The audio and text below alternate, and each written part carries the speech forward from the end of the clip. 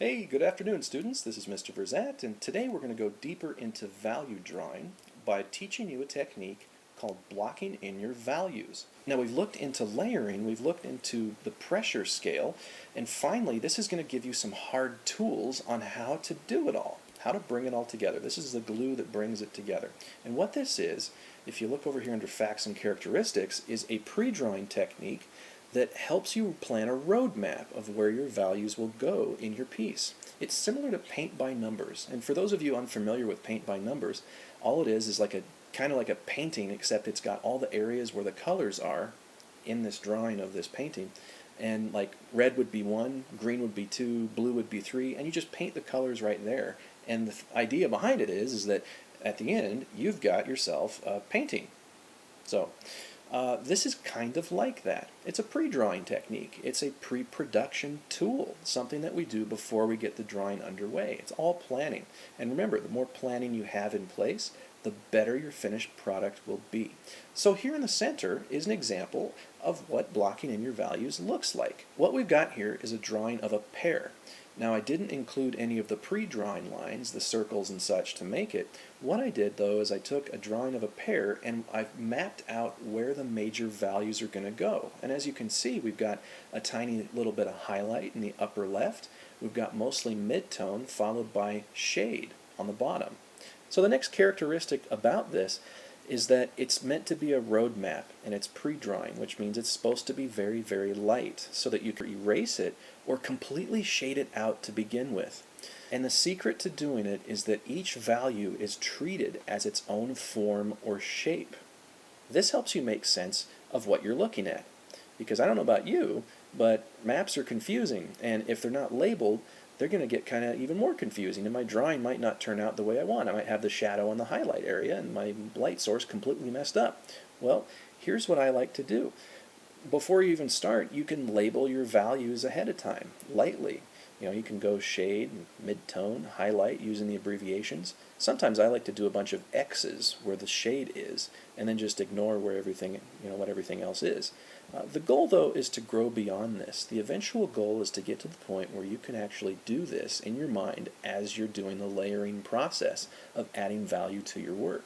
Some other things to be aware of include just being mindful of your light source, because without a light source, where are you going to put your values at? Also, consider this.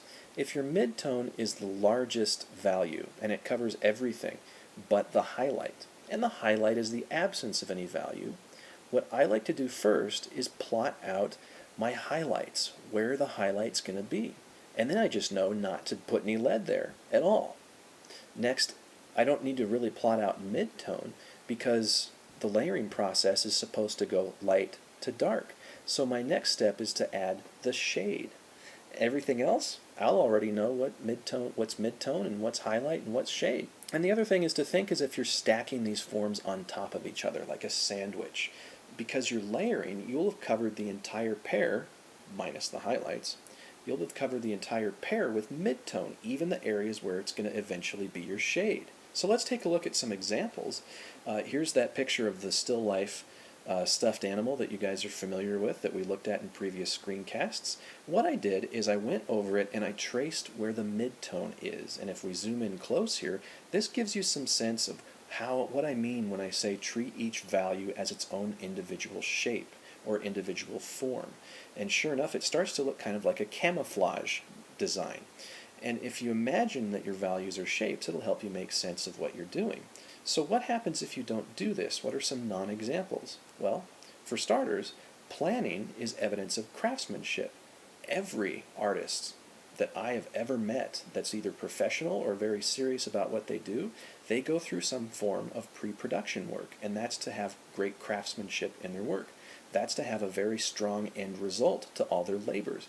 It only makes sense that if you're going to devote several hours to something, that you'll want to get it done right. So that's just a general standard of the class is craftsmanship. So doing this is evidence of craftsmanship, and I see that throughout the day during your production. I can tell if you've done it through the end result, and I can also tell by watching your work as you're in my class. Here's what a piece looks like without attention to it. Obvious lack of craftsmanship. It's an attempt to create a shaded sphere, If you plan and it's something difficult, you'll need as much planning as you can get to get through it. And finally, before we move on, just one little thing to touch on. Take a look at the pear and look at the shapes of those values. How do I know what shapes to make them? Well, a pear is a three-dimensional object, and we need to imagine that those actual forms are like stickers that are stuck on the outside of a three-dimensional form. So naturally, they're going to conform to the surface that they're shaded on. Try to think in 3 dimensions when you're mapping out your value forms. Okay, so you all are familiar with this drawing already. We've seen it in several screencasts. What I'm going to do is give you a general idea of how I block in my values, or how you could block in your values. Now, just to let you know, this is an advanced drawing. It's very complicated. It's just to give you guys a breakdown of how it works. And also, it doesn't hurt to, after having learned this, to take other art pieces apart in a similar manner. Look at them and think, how did the artist do it? What part did he start with? Where are the values at? As you all know, a drawing begins with pre-drawing. That's just to help your mind save energy on plotting out where things go. And once again, this is just a pre-drawing of that rabbit.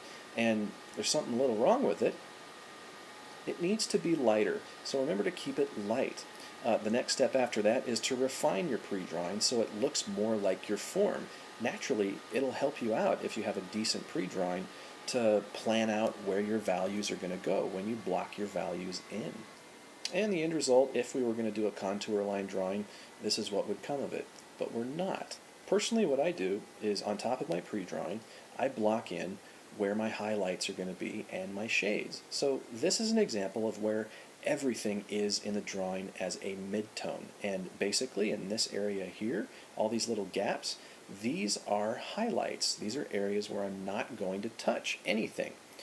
All right. The next step that I prefer is to next go to my shade.